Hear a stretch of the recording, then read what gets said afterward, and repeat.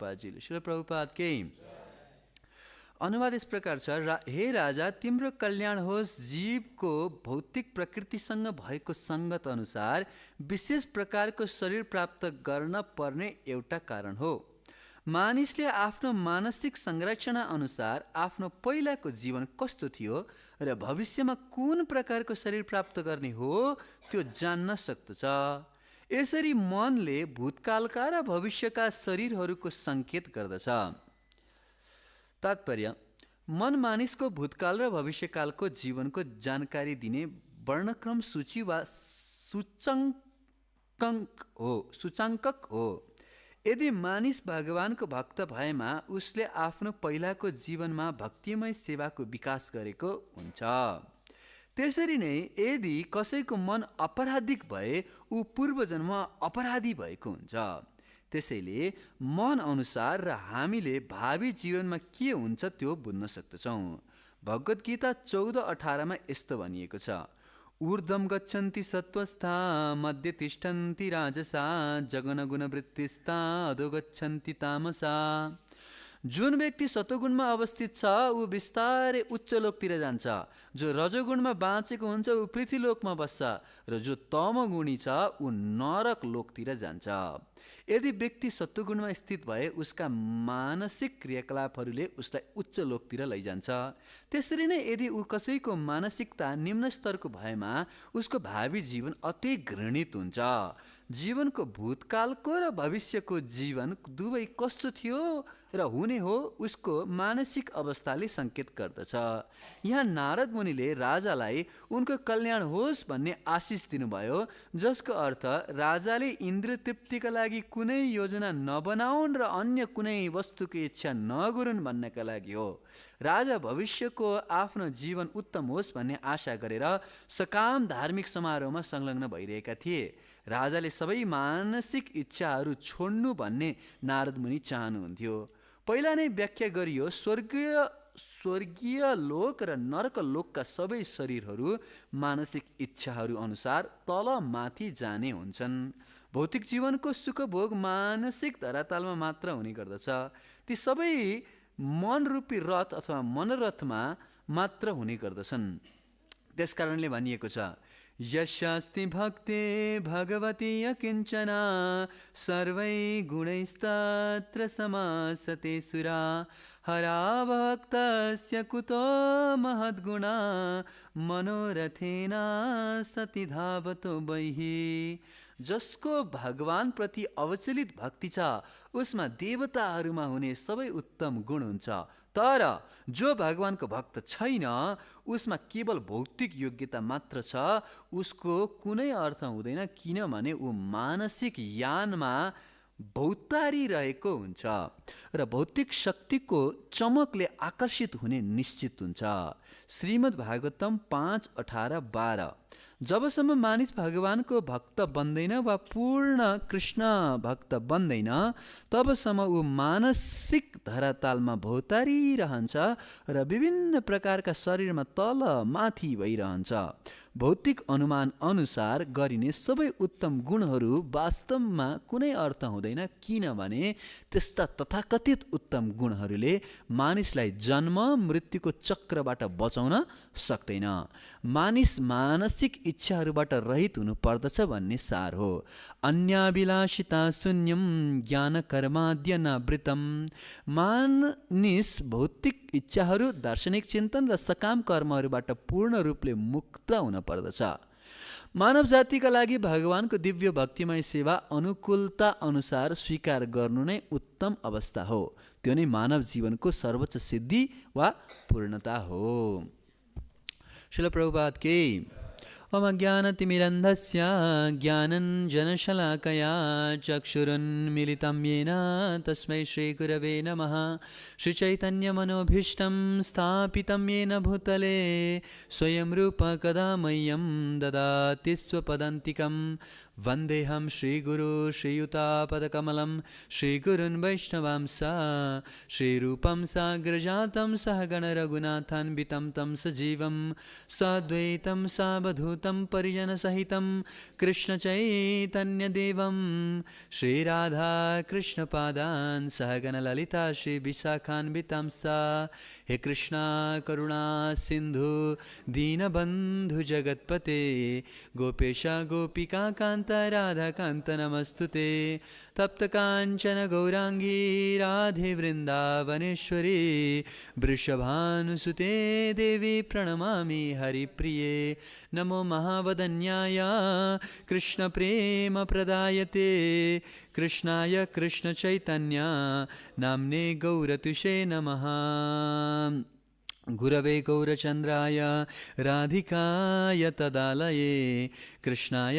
कृष्णभक्ताय तद्भक्ताय नमो नमः वाञ्छाकल्पतरुभ्यश्च कृपा सिन्धुभैव च पतितानां पावनेभ्यो वैष्णवेभ्यो नमो नमः जय श्रीकृष्ण चैतन्य प्रभु नित्यानन्द श्री अद्वैत गदाधर श्रीवासदि गौरभक्तवृन्द हरे कृष्णा कृष्ण कृष्ण हरे हरे हरे राम राम राम हरे हरे मुखं करोति वाचालं पङ्गुं लङ्घयते गिरिं यत्कृपातमहं वन्दे श्रीगुरुं दीनतारिणं परमानन्दमाधवं श्रीचैतन्येश्वरं हरि ओं तत्सत् हरि ओं तत्सत् हरि ओं तत्सत् हरे कृष्ण।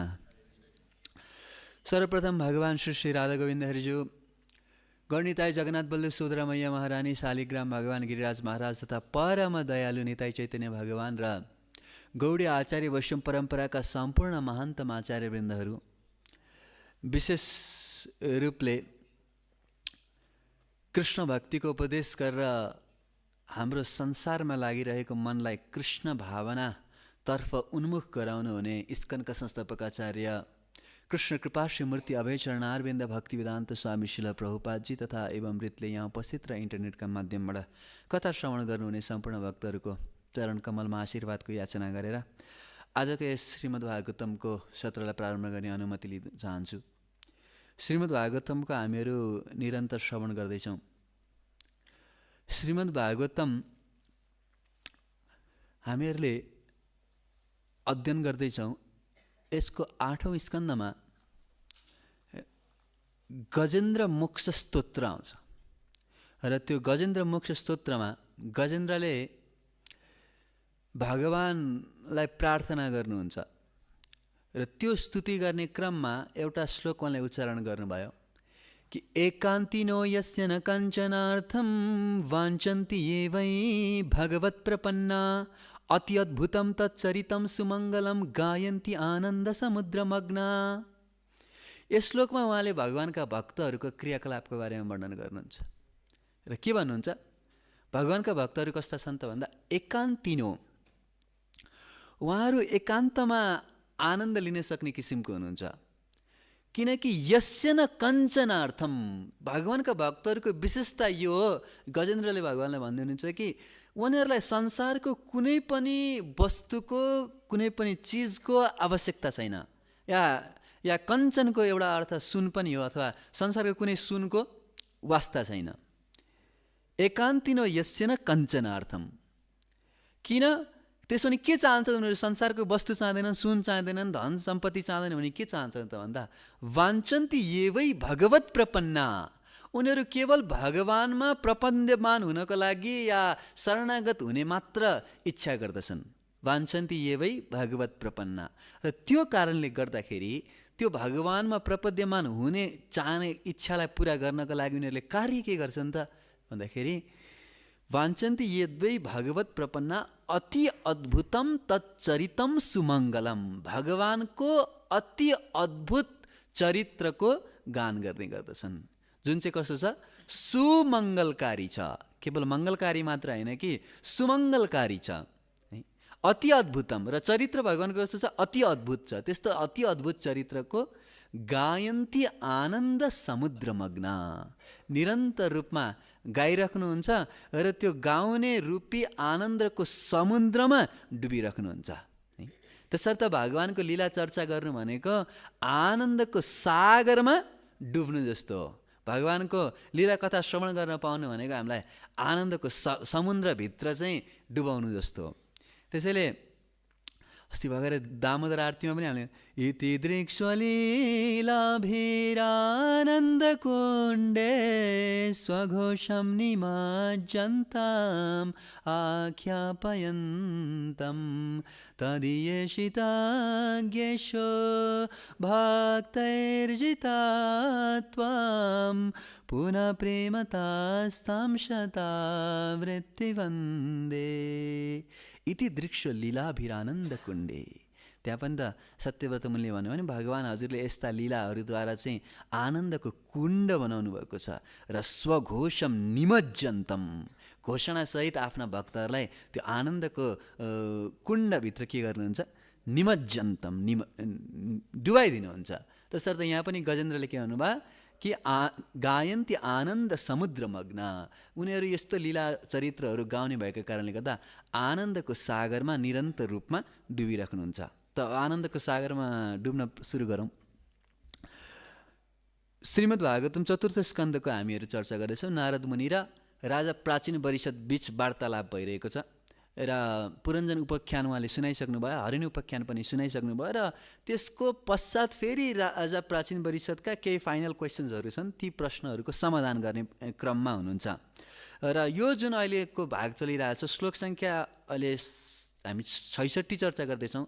60देखि लिएर 79सम्म यो अध्यायको 60देखि 79सम्मको भागमा नारद मुनिले चाहिँ आत्माको स्थानान्तरणमा अथवा एउटा शरीरबाट अर्को शरीर परिवर्तन गर्ने क्रममा मनको भूमिका के हुन्छ त है, मन चाहिँ कति इम्पोर्टेन्ट छ भन्ने कुरा चाहिँ त्यसैले अब यो मनको कुरा नै चलिरहेको छ कतिसम्म 79 नम्बरको श्लोकसम्म के भूमिका छ त मनको, विशेषतया के कार्यमा त भन्दाखेरि जीवात्माले एउटा शरीरबाट अर्को शरीरमा जाने क्रममा चाहिँ मनले कस्तो किसिमको भूमिका खेल्छ भन्ने कुराको वर्णन चाहिँ यो 60देखि 79 नम्बरको श्लोकसम्म हामीहरू यही कुराको चर्चा गरिराख्नेछौँ।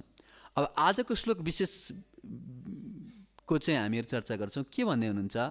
मन एव मनुष्यस्य पूर्व रूपाणि संस्कृति, जीवात्माको पूर्व रूप के थियो भन्ने कुरालाई पत्ता लगाउने एकमात्र उपाय के हो रे त भन्दाखेरि मन एव, मन नै हो है, मन नै हो जसबाट पत्ता लगाउन सकिन्छ जीवात्माको मनमा कस्तो किसिमको विचारहरू आइरहेका छन्। त्यसको आधारशिलामा हामीले थाहा पाउन सक्छौँ कि उसको पूर्वजन्म के थियो भनेर है। अब पूर्वजन्ममा के थियो भन्ने कुराको जान्नलाई कयौँ व्यक्तिहरूलाई निकै उत्सुकता लाग्छ है। तपाईँ पहिला जन्ममा यस्तो हुनुहुन्थ्यो, यो हुनुहुन्थ्यो भन्दै अब उसको हरोस्कोप हेऱ्यो भने, ज्योतिष हेऱ्यो भने मान्छेलाई धेरै इन्ट्रेस्ट लागिरहेको हुन्छ। तर वास्तवमा हेर्ने हो भनेदेखि पूर्वजन्मको बारेमा हामीहरूले जुन सम्झिन सक्दैनौँ नि, त्यो वास्तवमा आशीर्वाद हो। किनभनेदेखि हामीहरू यही जीवनको पनि आफ्नो जीवनलाई एकदिन कहिलेकाहीँ बसाएर केलाउन बस्छौँ, सम्झिन बस्छौँ, मेरो जीवनमा यस्तो घटना घट्यो, यस्तो राम्रो कुरा भयो, यस्तो नराम्रो घटना घट्यो सम्झिदिँदैछौँ भनेदेखि राम्रा घटनाभन्दा नराम्रो घटनाहरू धेरै याद आउँछ हो कि होइन? यो जीवनमा मेरो के घटना घटेको थियो भनेर हामीले सम्झिने हो भनेदेखि राम्रो लागेको, खुसी लागेको भन्दा पनि दुःख पाएको कुराहरू धेरै याद आउँछ होइन? अब यही जीवनकै दुःख पाएको कुराहरू त धेरै याद आउँछ। त्यही आउँदा त कति पीडा हुन्छ भने पूर्वजन्ममा कति दुःख पाएको थियो त्यो सबै याद आयो भनेदेखि कति समस्या होला। त्यसकारणले गर्दाखेरि भगवान्ले हामीलाई यो बिर्साइदिनु पनि वास्तवमा हाम्रो लागि आशीर्वाद हो है। मत्त स्मृतिर ज्ञानम अपोहनम छ, म बिर्साउने पनि काम गर्छु भन्नुभएको छ नि त त्यहाँ गीतामा है। त्यसैले त्यो बिर्सिन सक्नु पनि वास्तवमा राम्रो कुरा हो। र तर पनि के थियौँ भन्ने कुराको लगभग अनुमान चाहिँ हामीहरू लगाउन सक्छौँ। जस्तो कि त्यो भक्तपुरमा हामीहरू त्यो जगन्नाथ मन्दिर दर्शन गर्न जान्छौँ नि, त्यहाँ एकजना भक्तले मलाई भन्दै हुनुहुन्थ्यो त्यो जगन्नाथ मन्दिरको अगाडिपट्टि एउटा समथिङ सरोवर थियो। त्यो सरोवरमा चाहिँ यस्तो अद्भुत कि त्यहाँ गएर त्यहाँको पानीमा आफ्नो मुख हेऱ्यो भनेदेखि पानीमा जुन छाया देखिन्छ नि, त्यो पानीको छायामा चाहिँ आफ्नो मुख नदेखेर आफू पूर्वजन्ममा के छु भन्ने देखिन्थ्यो अरे है, केही वर्ष अगाडिको कुरा हो यो, ल त्यस्तो। तर अब दुर्भाग्यवश के भएछ भने एकजना राजाले चाहिँ गएर हेर्नुभएछ, उहाँ चाहिँ यसो हेर्दाखेरि त पूर्वजन्ममा त सुँगुर हुँदो रहेछ। ल हा यो जोपाते हो भनेर उसले कुण्डै भत्काइदिएछ। अब हेर्नै पाएन कसैले, ल हेर्नु त। भन्नुको अर्थ के हो त भन्दाखेरि आफ्नो पूर्वजन्मको बारेमा याद गऱ्यो भने कति दुःखदायक हुँदो रहेछ भन्ने कुरा त्यहाँबाट थाहा हुन्छ। त्यसैले बिर्सिनु यो के हो, राम्रो कुरा हो। म पूर्वजन्ममा कक्रोच रहेछु भनेर थाहा भयो भनेदेखि दुःख भएन, होइन? त्यस कारणले अहिले जन्ममा मनुष्य छु त्यतिमै खुसी हुनु पऱ्यो र भजन गर्नु पऱ्यो भन्ने चाहिँ महत्त्वपूर्ण कुरा हो। तर यहाँ नारद मुनिले राजन प्राची मरिषतलाई के भन्दै हुनुहुन्छ त भन्दाखेरि मन एव मनुष्यस्य पूर्व रूपानी संस्कृति, मनले नै मानिसको पूर्व जन्ममा के थियो भन्ने कुराको निर्धारण गर्न सक्दछ है। पूर्व रूपानी संस्कृति सङ्केत गर्दछ है। किनकि प्रभुपादले पनि तात्पर्यमा वर्णन गर्नुभयो नि त, होइन? कि जीवात्माको अपराधिक सोच भयो भने ऊ पूर्व जन्ममा सायद अपराधी थियो होला है। र यदि कसैको मन चाहिँ पहिलो अहिले यदि मानिस भगवानको भक्त भएमा उसले आफ्नो पहिलाको जीवनमा भक्तिमय सेवाको विकास गरेको हुनुपर्छ भनेर भन्नुभयो। अहिले हामीहरू भक्ति गर्दैछौँ, भजन गर्दैछौँ भने पहिला जन्ममा पनि हामी सायद भक्त थियौँ होला, केही भक्तिको अभ्यास गरिरहेका थियौँ। त्यो कारणले गर्दाखेरि अहिले पनि भक्त बन्ने हामीहरूलाई चाहिँ अवसर प्राप्त भएको छ भन्ने कुरा गर्नुभयो है। तसर्थ र यो त भयो मन एव मनुष्यस्य पूर्व रूपानी संस्कृति, पूर्व रूपको चाहिँ संस्कृति या सङ्केत केले गर्छ, मनले नै गर्छ भन्नुभयो। र पछाडिको भागमा के भन्नुहुन्छ, भविष्यस्तस्य भद्रम थिए तथैव न भविष्यत, र भविष्यमा मान्छे के हुन्छ भन्ने कुरा पनि केले निर्णय गर्छ त भन्दाखेरि मन एव मनुष्यस्य, त्यो मनुष्यको मनले नै निर्धारण गर्छ कि भविष्यमा ऊ के हुने हो। र एउटा महत्त्वपूर्ण कुरा के छ भन्दाखेरि यहाँ मनुष्यस्य शब्द लागिरहेछ भनेदेखि यो मनुष्यको केसमा लागु हुने नियम हो, पशुहरूको केसमा लागु हुने नियम होइन। उनीहरूको त एउटा साइकल हुन्छ जसद्वारा चाहिँ त्यो पशुहरू चाहिँ बिस्तारै ग्रेजुअल डेभलपमेन्ट भएर आउने गर्दछन् है। र तर मानिसको जीवनमा चाहिँ हामीहरूलाई एउटा स्वतन्त्रता प्राप्त छ कि त्यो मनलाई हामीहरूले सही ठाउँमा लगाउने गलत ठाउँमा लगाउने भन्ने कुरा चाहिँ हामीलाई स्वतन्त्रता छ, त्यो मनुष्य जीवनमा छ। जनावरहरूको मन त त्यस्तो उनीहरूले आफ्नो इच्छा बमोजिमले चाहिँ होइन भगवान्लाई लगाउँछु भनेर लगाउन सक्ने खासै सम्भावना हुँदैन। उनीहरूको एउटा अलमोस्ट रेगुलेटेड एक किसिमको जीवनशैली भइसकेको हुन्छ, त्यसलाई एक्कासी परिवर्तन गर्नलाई सम्भव हुँदैन।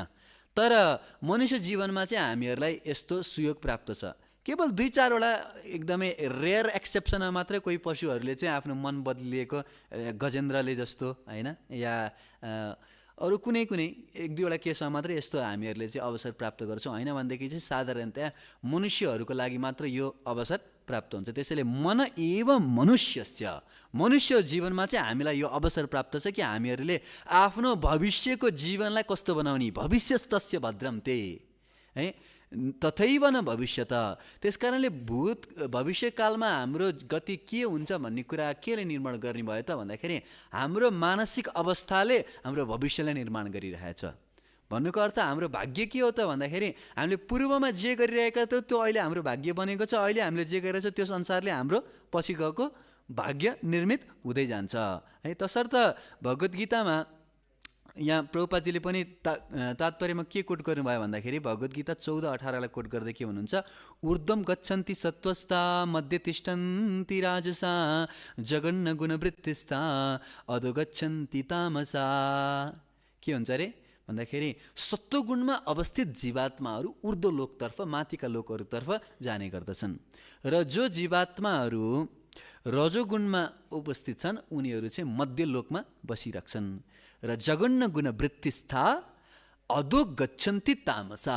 जो जीवात्माहरू तमोगुणमा उपस्थित छन् ती जीवहरू चाहिँ तलतिरको लोकहरू, अधलोकहरूतर्फ यानि कि नरक लोकहरूतर्फ, प्रभुपादजीले अनुवादमा त त्यही भन्नुहुन्छ कि जो सत्वगुणमा छ ऊ बिस्तारै उच्च लोकतिर जान्छ, रजोगुणमा बाँचेको छ ऊ पृथ्वी लोकमा बस्छ, र जो तमोगुणी छ ऊ नरक लोकतिर जान्छ भन्नुभएको छ है। त्यसैले यहाँ श्लोकमा त यद्यपि अधो गच्छन्ति मात्रै भनेको छ, तलतिर भनेको छ, अधतिर भनेको छ, तर प्रभुपादजीले निश्चित गरेर बताइदिनु भयो त्यो तलतिरको लोक मतलब नरक हो भनेर फाइनलाइज गरिदिनु भयो। किनकि कोही व्यक्तिहरू यस्तो भन्छन् नि होइन,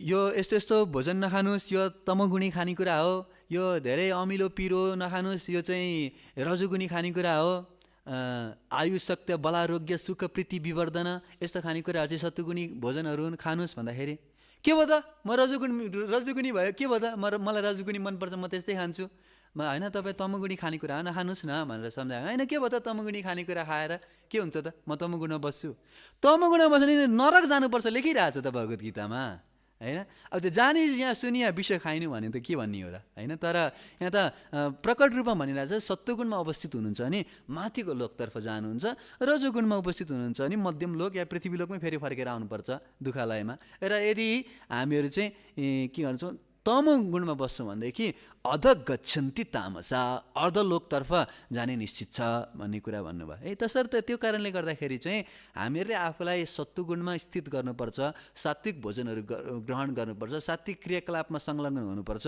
र त्यो सत्वगुणबाट बिस्तारै बिस्तारै गुणातीत भएर अन्तिममा वासुदेव अवस्था या गुणातीत अवस्थालाई प्राप्त गरेर भगवत धाममा प्रवेश गर्नुपर्छ भन्ने मार्ग चाहिँ श्रील प्रभुपादजीले हामीहरूलाई देखाइराख्नु भएको छ है। तसर्थ तात्पर्यको भागमा प्रभुपादजीले यही कुरा भन्दै हुनुहुन्छ। र अर्को कुरा के भन्नुभयो त भन्दाखेरि यहाँ जुन भद्रमते भन्ने शब्द लागिरहेछ त्यसको व्याख्या गर्नुहुन्छ है तात्पर्यमा। किन त भन्दाखेरि राजालाई नारद मुनिले भद्रमते भनेर किन भन्नुभयो?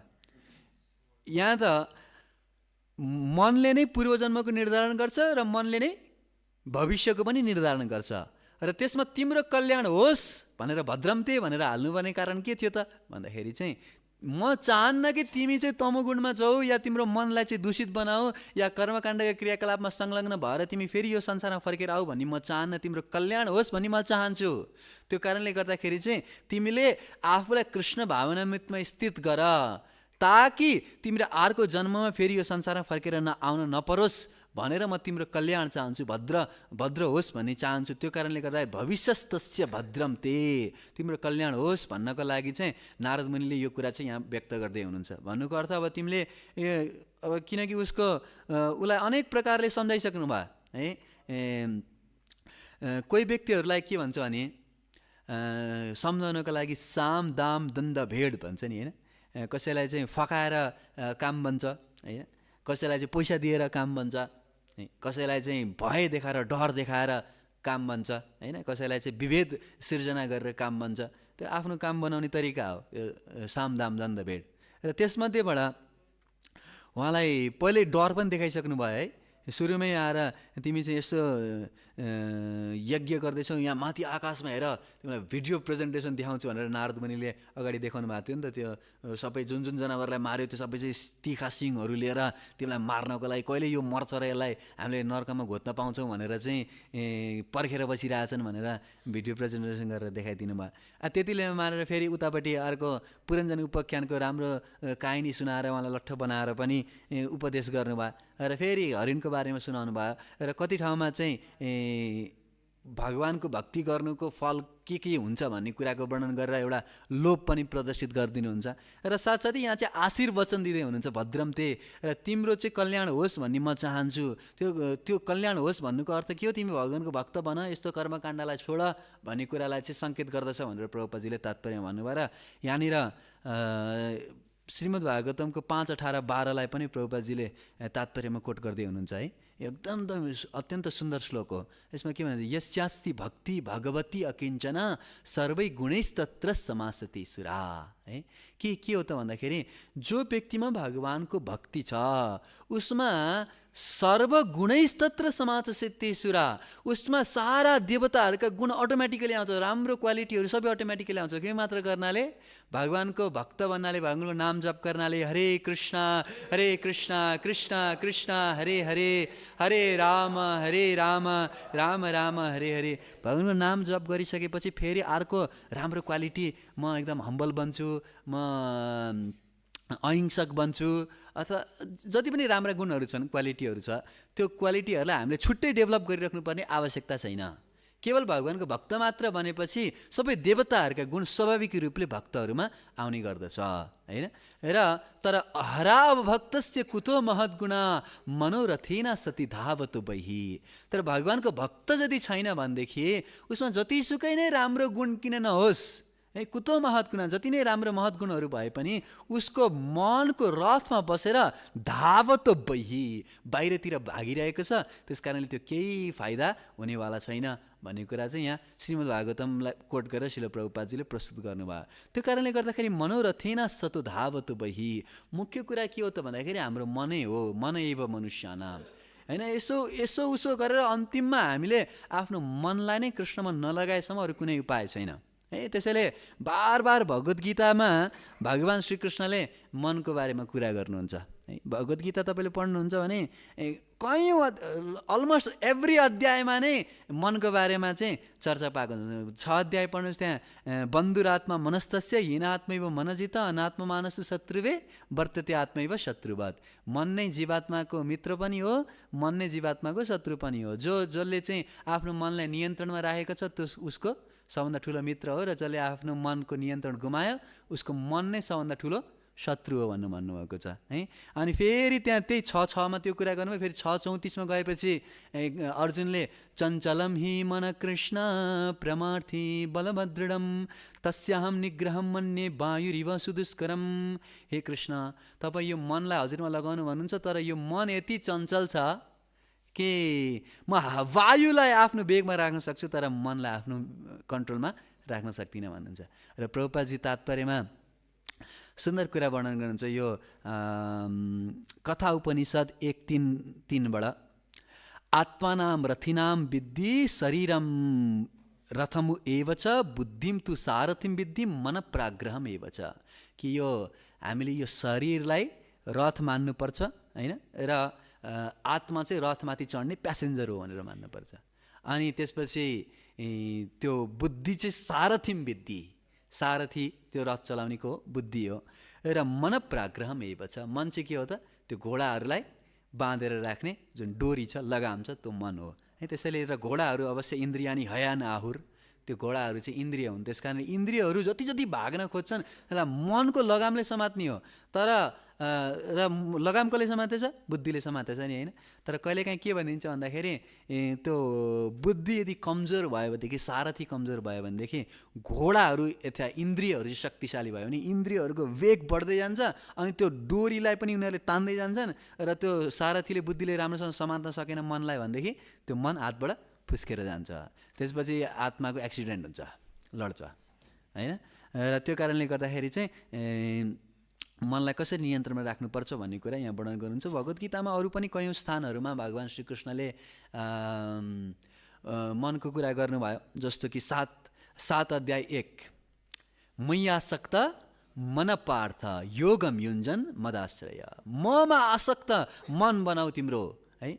तिम्रो मनलाई जब ममा आसक्त बनाउँछौ त्यसपछि असंशयम समग्रमम यथा ज्ञास्यसि ते सुन, त्यसपछि तिमीले समग्र रूपमा मलाई प्राप्त गर्न सक्छौ सुन अर्जुन भनेर 7:1मा भन्नुहुन्छ है। तसर्थ बार बार भगवान् श्रीकृष्णले मनको कुरा गर्नु। 7 भयो, फेरि 8 अध्यायमा भगवान्ले तस्मात् सर्वेषु कालेषु माम अनुस्मर युद्ध छ होइन। त्यसैले तिमीले सबै समयमा मेरो मनमा मेरो स्मरण गर्दै युद्ध गर अर्जुन, युद्ध त गर तर मेरो स्मरण गर्दै युद्ध गर, किनकि अन्तिम समयमा मनमा ममा लाग्यो भनेदेखि तिमीले अन्तिम गति प्राप्त गर्न सक्छौ। फेरि 8 अध्यायमा त्यो कुरा भन्नुभयो होइन। 9 अध्यायमा फेरि मनमना भव मद्भक्तो मध्याजीमा नमस्कुरु मा विवेश्यसी युक्त एवं आत्मना मत्परायण होइन। मन ममा लगाऊ, मेरो भक्त बना, मेरो पूजा गर, त्यहाँ पनि मेरो मन मलाई नै देऊ भनेर भनिराख्नु भएको छ। त्यसैले त्यो कुरा भयो।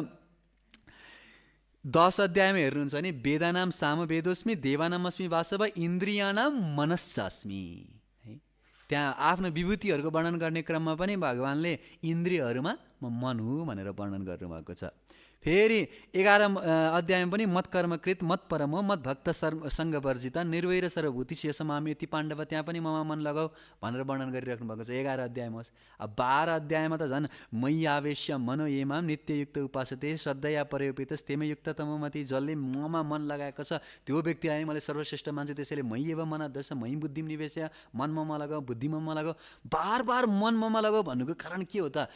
यो सबै हरेक अध्यायमा यसरी छ है। अब वर्णन गरेर त समयले सीमा पार गरिसक्यो, तर फाइनल कन्क्लुजन पनि के हो त भन्दाखेरि 18 अध्यायमा गएर 65मा के भन्नुहुन्छ? मन मना भव मत भक्तो, मन ममा लगाऊ मेरो भक्त बन भनेपछि जसो तसो येन केन प्रकारेण मन कृष्ण निवेशयात्। रूप गोस्वामीले भन्नुहुन्छ जसरी हुन्छ यो मनलाई कृष्णमा लगाउनु पर्ने नै महत्त्वपूर्ण चिज हो, र मनलाई यदि कृष्णमा लगाउन सक्यो भनेदेखि हाम्रो जीवन सफल भयो। त्यसैले रूप गोस्वामी भक्ति र सामृत सिन्धुमा भन्नुहुन्छ कि हामीहरूले जति पनि नियम पालन गर्छौँ त्यो सबै नियमहरूको दुइटै मात्र नियमको अन्डरमा सबै नियम चल्छ है। चाहे हामीले यम र नियम भन्छ नि, कुनै गर्नुपर्ने काम गर्न नहुने काम, गर्नुपर्ने काम मङ्गलारती आउनुपर्छ, प्रसाद खानुपर्छ, भागवतम सुन्नुपर्छ, बुक डिस्ट्रिब्युसन गर्नुपर्छ, सङ्कीर्तन गर्नुपर्छ, अनेक जति पनि गर्नुपर्छहरू छ, यो सबैको उद्देश्य के हो त भन्दाखेरि अलवेज रिमेम्बर कृष्ण, ताकि हामीले सधैँ कृष्णलाई सम्झिन सकौँ। त्यसको लागि यो सबै गर्नुपर्छ हो। र जे पनि गर्न हुन्न, माछा मासु खान हुन्न, जुवा तास खेल्न हुन्न, अवैध सम्बन्ध गर्न हुन्न, जति पनि गर्न हुन्न छ, निषेधहरू छ, यो के को लागि त भन्दाखेरि नेभर फर्गेट कृष्ण, कहिले पनि कृष्णलाई नबिर्स्यौँ। त्यसको लागि चाहिँ हामीले गर्न हुन्न भन्ने जति पनि नियमहरू छ के को लागि हो? कृष्णलाई नबिर्स्नको लागि। त्यसैले अन्तिममा गएर सबै नियमहरूको सार दुईवटा नियममा टुक्रियो, के हो त? सधैँ कृष्णलाई सम्झिने र कृष्णलाई कहिले पनि नबिर्सिने। Always remember Krishna, never forget Krishna. त्यति दुईवटा चिजको लागि चाहिँ हामीले अरू जे जति पनि नियमहरू पालन गरिरहेका छौँ त्यो त्यति नै कारणको लागि हो। अनि अब एउटा भक्तले सोध्नुभयो कि कृष्णले बार बार त्यो मन मलाई देऊ, मन मलाई देऊ, मन मलाई देऊ भन्नुपर्ने कारण के त? हरेक अध्यायमा भन्नुपर्ने कारण के त भन्दाखेरि एकजना भक्तले यसो, यो अब विनोद हो, यो चाहिँ एकदम सिरियसली नलिनुहोस् होइन, तर भगवान् श्रीकृष्णले किन चाहिँ बार बार मन मलाई देऊ, मन मलाई देऊ भनेर चाहिँ भन्नुहुन्छ भन्ने कुरालाई व्याख्या हुन्छ श्रील प्रभुपाद कि। र भक्त र भगवान्को बिचको यो आदान प्रदानमा उहाँले एउटा श्लोक गाउनुहुन्छ कि, उहाँले के भन्नुहुन्छ भन्दाखेरि सायद कृष्णले बार बार मलाई मन देऊ भन्नुको कारण के हो त भन्दाखेरि कृष्णसँग सबै चिज छ, सायद मन चाहिँ छैन होला। त्यो कारणले गर्दाखेरि जसले पनि मन मलाई देऊ, मन मना हो मत भक्तो होइन, मत कर्मकृत मत परम, जहाँ पनि मलाई मन देऊ भनेर भन्नुको कारण के भन्दा सायद कृष्णसँग मन छैन होला। अनि कृष्णसँग यदि आफ्नो मन छैन कहाँ गयो त मन भन्दाखेरि उहाँले एउटा श्लोक रचना गर्नुभयो कि रत्नाकर त्रवगृहं गृहिणी च पद्मा देहं किमपि भव्यते पुरुषोत्तमस्य आवीरवामनयना ऋतं मनस्य दत्तं मनो यदुपते तदिदं ग्रहाण। यो भक्तले के भन्नुहुन्छ त भन्दाखेरि चाहिँ रत्नाकर तव गृह, प्रभु रत्नाकर भनेको समुद्रलाई रत्नाकर भन्छ, किन धेरै रत्नहरू पाउँछ नि त, र त्यो समुद्र त भगवान्को ससुराली हो, त्यहाँबाट लक्ष्मी माता जन्मिनु भएको थियो नि त। त्यो कारणले गर्दाखेरि अब त्यो रत्नाकर यानि कि रत्नहरूको खानी त तपाईँको ससुराली हो, त्यसै कारणले तपाईँलाई रत्नको कमी छैन होला प्रभु। र हजुरलाई धनको कमी छैन भन्ने म पूर्ण विश्वस्त छु, किनभने गृहिणी च पद्मा, साक्षात् पद्मा देवी साक्षात् लक्ष्मी माता नै हजुरको गृहिणी हो, त्यस कारणले तपाईँलाई धन चढाउने कुनै काम छैन जस्तो मलाई लाग्छ। र गेयम किमपि भव्यते पुरुषोत्तम, हे पुरुषोत्तम त्यस कारणले हजुरलाई म के दिन सक्छु त? हजुरसँग त जति सक्दो चाहियो धन छ, अब ससुराली नै समुद्र, त्यसमाथि पनि अब लक्ष्मी नै तपाईँको श्रीमती, अरू के चाहियो तपाईँलाई, मैले के चाहिँ दिन सक्छु त? तर हजुरसँग एउटा कमी चाहिँ छ मलाई जस्तो लागिरहेछ, किनभने तपाईँसँग मन छैन जस्तो मलाई लागिरहेछ। किन बार बार मन देऊ किन भन्नु पऱ्यो त होइन? पक्कै पनि तपाईँसँग मन छैन। अनि त्यो मन छैन कृष्णको, यदि मन छैन भने कहाँ गयो त मन भन्दाखेरि आबिर वामनयना ऋत मनस्य, त्यो वामनयना राधा रानीले कृष्णको मनलाई हरण गर्नुभएको छ नि, मदन मोहन मोहिनी हो नि त उहाँ, त्यो मदन मोहनको मनलाई पनि हरण गर्ने खालको हुनुहुन्छ। त्यस कारणले त्यो छड्की नजर लगाउनेवाला कदा करिष्य सिंहमाम कृपा कटाक्ष भाजनम, त्यो छड्की नजरवाला आबिर वाम नयना, त्यो छड्की नजरवाला राधा रानीले चाहिँ हजुरको मनलाई चोर्नु भएको छ। त्यस कारणले मन बिना तपाईँ तडपेर जहाँ पनि मलाई मन देऊ भनेर माग्दै हुनुहुन्छ प्रभु, तपाईँ धेरै तडपिनु भयो। त्यसैले दत्तम मनो यदुपति तदिदम ग्रहण, हे यदुपति मेरो मन हजुरलाई दिन्छु, हजुरले ग्रहण गर्नुहोस् भनेर चाहिँ प्रार्थना गर्नुहुन्छ। त्यसले हाम्रो मनलाई यदुपति भगवान् श्रीकृष्णलाई चढाउन सक्यो भनेदेखि हाम्रो जीवन सफल हुन्छ। त्यसैले भगवान् श्रीकृष्ण चैतन्य महाप्रभुले पनि के भन्नुहुन्छ भन्दाखेरि अन्येर हृदय मन मोर मन वृन्दावन मने भने एक करी मानी। रथ यात्राको बिचमा भगवान जगन्नाथको रथलाई तानेर नीलाचलबाट गुण्डिचा पुर्याउँदै हुनुहुन्छ। तर उहाँको मनमा के चिन्तन छ त भन्दाखेरि म कृष्णलाई द्वारकाबाट वृन्दावन लिएर जाँदैछु भन्ने चिन्तन छ नि त। र त्यो वृन्दावन अन्त काहीँ नभएर के भन्नुभयो, अन्य र हृदय मन, अरूको त हृदयमा मन हुन्छ प्रभु, तर मोर मन वृन्दावन, मेरो मन नै वृन्दावन हो। त्यस कारणले हजुर यो रथमा विराजमान भएर मेरो मनभित्र आएर विराजमान हुनुहोस् भनेर भगवान चैतन्य महाप्रभुले भन्नुहुन्छ। किनकि हाम्रो हृदयलाई जब वृन्दावन बनाउँछौँ तब बल्ल भगवान आएर निवास गर्नुहुन्छ नि, होइन। जस्तो कि मैले भन्ने पनि गर्छु अरू बेलामा, हामीले भजन जय राधा माधवा फ्ल्याट बिहारी हो र, फ्ल्याट बिहारी हो त कुञ्ज बिहारी हो नि। त्यसैले हाम्रो मनलाई फ्ल्याटको चिन्तन गरेर बसिरह्यो भने त कहाँ भगवान आएर बस्नुहुन्छ। त्यहाँ त हामीले कुञ्ज बनाउनु पऱ्यो नि, मनमा वृन्दावन बनाउनु पऱ्यो, बल्ल भगवान आएर विराजमान हुनुहुन्छ। अहिले भगवान चैतन्य महाप्रभुले आफ्नो मनलाई वृन्दावन बनाउने कुरा गर्नुहुन्छ। र त्यसै कारणले गर्दा हाम्रो सबै आचार्यहरूको भावना यस्तै छ कि चैतन्य महाप्रभु अनि रूप गोस्वामीले एउटा भजन गाउनुहुन्छ, मन मानस मधुकर अर्पय निज पद पंकज मकरन्दे कृष्णदेव भवन्तं वन्दे। मेरो मन रूपी चाहिँ भवरा हो, यो माउरी हो कृष्ण, र हजुरको अर्पय निज पद पंकज मकरन्दे, हजुरको चरण कमलको मकरन्द चाहिँ मेरो मन रूपी माउरीलाई अर्पण गर्नुहोस् भनेर चाहिँ रूप गोस्वामीले प्रार्थना गर्नुहुन्छ। त्यस्तै अब भक्तिविनोद ठाकुरको कुरा गरौँ। उहाँले त झन् मम मन मन्दिरे रहो निषेदिन कृष्ण मुरारी श्री कृष्ण मुरारी, मेरो मन रूपी मन्दिरमा आएर बस्नुहोस्, श्री कृष्ण मुरारी हो कृष्ण मुरारी, मम मन मन्दिरे आएर बस्नुहोस् भनेर भन्नुहुन्छ है। कि कस्तो सुन्दर भावना छ हेर्नु त, कि प्रेम प्रदीपे आरती तोमार, प्रेम प्रदीपे आरती तोमार। म तपाईँलाई प्रेमको म घिउको बत्तीले तपाईँको आरती गर्नेवाला छैन। केले गर्छु रे, प्रेम प्रदीपे आरती तोमार भन्नुको अर्थ हामी भगवानको आरती गर्छौँ, घिउको बत्तीले गर्नु पनि आवश्यक छ, अनि बल्ल त आरती गर्ने इच्छा हुन्छ।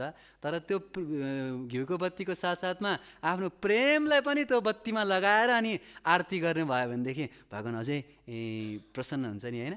कि भक्ति प्रीति मला चन्दना, भगवानको भक्ति नै वास्तवमा त्यो प्रीति हो है। र त्यो माला माला माला चन्दन, भक्ति र प्रीति भनेको माला र चन्दन हो भनेर चाहिँ वर्णन गर्नुहुन्छ है। र यसरी हामीले भगवानलाई चाहिँ आफ्नो मम मन मन्दिरे रहो निषेदिन कृष्ण मुरारी श्री कृष्ण मुरारी, हे कृष्ण मुरारी श्री कृष्ण मुरारी मेरो हृदयभित्र आएर बस्नुहोस्, विराजमान हुनुहोस्, कहीँ पनि नजानुहोस्, यहीँ बस्नुहोस् भनेर बार बार भजनहरूमा हाम्रो सम्पूर्ण आचार्यहरूको भावना यही नै रहेको छ। त्यस कारणले नारद मुनिले पनि आजको श्लोकमा के भन्नुभयो कि मन एव मनुष्यस्य पूर्व रूपानी संस्कृति, मनले नै हाम्रो पूर्व जन्मको बारेमा पनि जानकारी हुन्छ र भविष्यस्तस्य भद्रमते, जीवात्माको भविष्य पनि त्यो मनले नै निर्धारण गर्छ। त्यो कारणले गर्दा तिम्रो कल्याण होस् भन्नुको अर्थ तिम्रो मनमा आएर भगवान श्रीकृष्ण विराजमान हुनुहोस्, यही आशीर्वादको साथमा चाहिँ म तिमीलाई चाहिँ तिम्रो कल्याण होस् भनी प्रार्थना गर्छु भनेर नारद मुनिले बताउँदै हुनुहुन्छ। फाइनल कन्क्लुजन यति हो कि येन केन प्रकारेण मन कृष्ण निवेशया, जुन कुनै तरिकाले होस् यदि कृष्णलाई हामीले मनमा ल्याएर विराजमान गराउन सक्यो भने हाम्रो जीवन सफल हुन्छ भनेर आजको श्रीमद् भागवतको दिव्य ध्वनिलाई यतै विश्राम दिन चाहन्छु। ग्रन्थराज श्रीमद् भागवत महापुराण के, श्रील प्रभुपाद के, समवेत गौर भक्तवृन्द के, यता गौर हरि प्रेमानन्दे।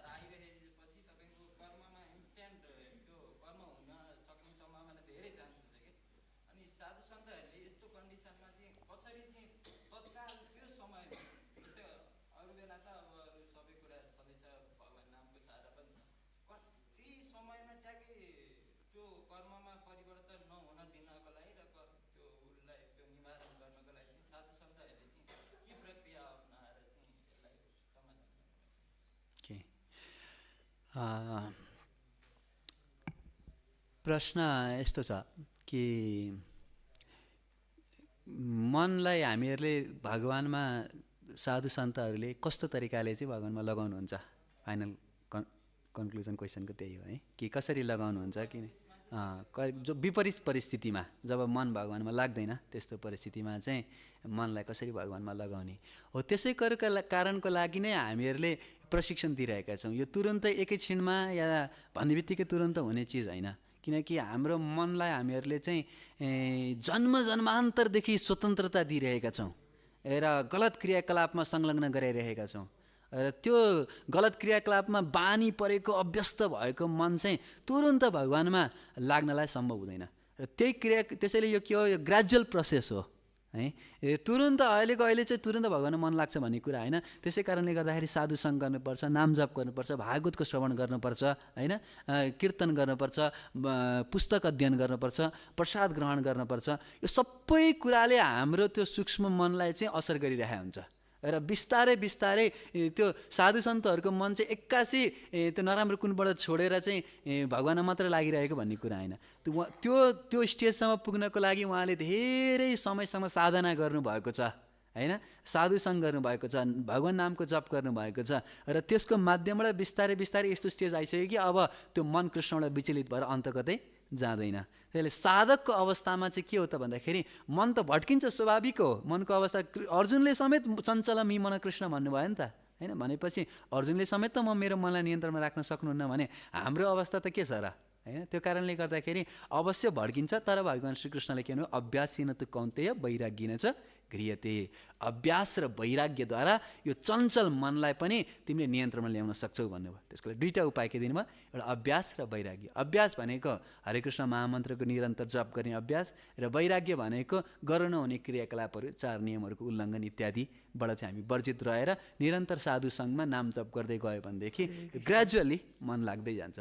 तर एकैछिनमा हुन्छ भन्ने चाहिँ छैन। तर त्यस्तो समयमा परिस्थितिहरूमा चाहिँ हामीहरूले सकभर भक्तहरूको सङ्गमा रहिरहने प्रयास गऱ्यो भनेदेखि, किनकि तपाईँ आफै कल्पना गर्नु न, जब तपाईँ यहाँ मन्दिरमा आउनुहुन्छ, भक्तहरूसँग आएर कीर्तन गरिरहनु भएको छ, भागवत कथा सुन्दै हुनुहुन्छ, मन अन्त जान्छ त, नराम्रो कुरामा जान्छ त, जाँदैन नि। तर जब हामी चाहिँ एकान्तमा बस्छौँ, एक्लै हुन्छौँ होइन, अथवा अरू भौतिकवादी व्यक्तिहरूको सङ्गमा हुन्छौँ, त्यतिखेर चाहिँ मनले चाहिने नचाहिने चिजहरू चाहिँ सोच्न थाल्छ। सो गर्नुपर्ने के रहेछ, सधैँभरि हामी भक्तहरूको सङ्घरूपी बेराभित्र घेराभित्र रहिरह्यौँ भनेदेखि चाहिँ हाम्रो मन चाहिँ कृष्णमा लागिरहेको छ।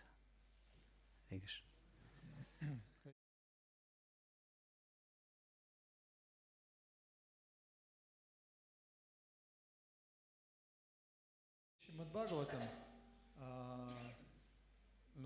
for example, Paribhasa Sutra.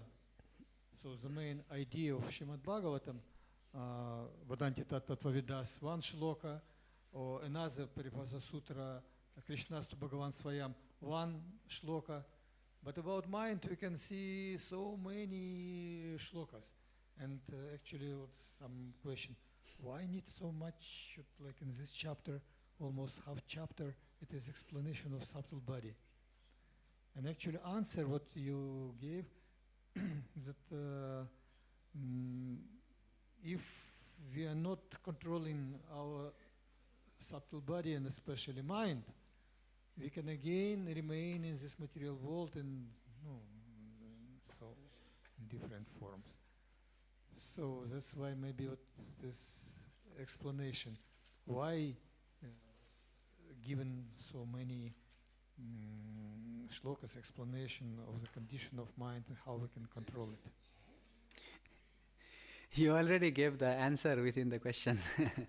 प्रश्नभित्रै प्रभुजीले उत्तर दिइसक्नु भएको छ। उहाँले भन्दै हुनुहुन्छ कि किन चाहिँ हामीहरू हेर्छौँ है श्रीमद् भागवतमा पनि कृष्णको बारेमा बरु थोरैवटा श्लोकहरू छ होला, मनको बारेमा चाहिँ धेरै श्लोकहरू छ, किन यो कारण के हो त होइन भन्ने कुरा चाहिँ प्रभुजीले भन्दै हुनुहुन्छ। र उत्तर पनि उहाँले दिइसक्नु भयो। किन भन्दाखेरि चाहिँ हामीहरूको मन नै सबभन्दा ठुलो शत्रु। यदि हामीले मनलाई कृष्णमा लगाउन सक्यो भनेदेखि त हामी पार भएर भएको धामै गइहाल्छौँ, र यदि मनलाई कृष्णमा लगाउन सकेन भने फेरि भौतिक संसारको चक्कर काट्नुपर्ने हुन्छ।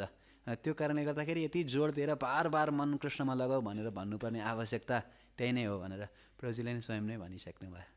हरे कृष्ण। श्रीमद् भागवत महापुराण की, श्रील प्रभुपाद की हिता गौर हरि प्रेमानन्दी।